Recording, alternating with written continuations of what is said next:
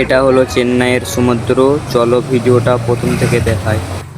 চলো আজ তোমাদের সমুদ্র দেখাবো, আর শুধু সমুদ্র না, আরও অনেক কিছু দেখাবো।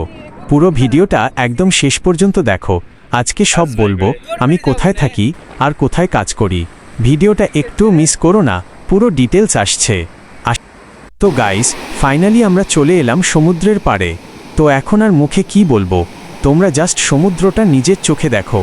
আর হ্যাঁ, ভিডিওটা কিন্তু একদম শেষ পর্যন্ত দেখবে, কারণ চেন্নাইয়ে আমি কি কাজ করি, কোথায় থাকি, সব ডিটেলস আজ তোমাদের দেব।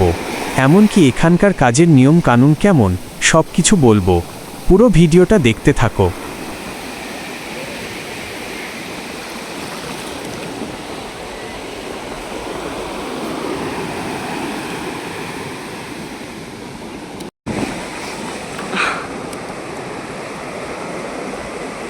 অ্যান্ড ঢেউগুলো আছে।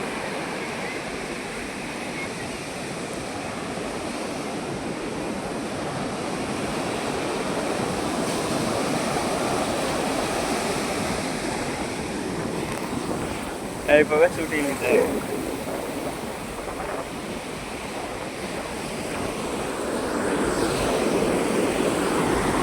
তাহলে গাইস, সমুদ্র তো দেখা হলো, এবার আমি কোথায় থাকি সেটা তোমাদের বলবো।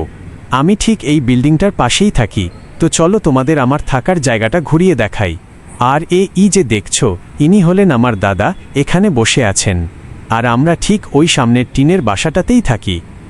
কাল 8টা বেজে গেছে আর আমি বেরিয়ে পড়লাম কাজের জন্য।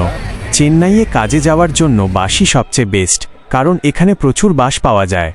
আমাদের সাইটটা একটু দূরে, তাই আমরা বাসেই যাই। আর গাইস, এই জায়গাটাতেই হচ্ছিল আমাদের কাজ। আমি এখানে লেবারের কাজ করছিলাম, তাই ক্যামেরায় আমাকে দেখা যায়নি। আর আজকে আকাশটা দেখো, কি সুন্দর মেঘ করেছে। মেঘলা আকাশের সাথে সাথে তোমরা চেন্নাইয়ের এই সুন্দর পরিবেশটাও একটু দেখে নাও। তাহলে গাইস, আজকের ভিডিওটা এখানেই শেষ করছি। দেখা হচ্ছে আবার পরের কোনো মিনি ব্লগে। সবাই ভালো থেকো।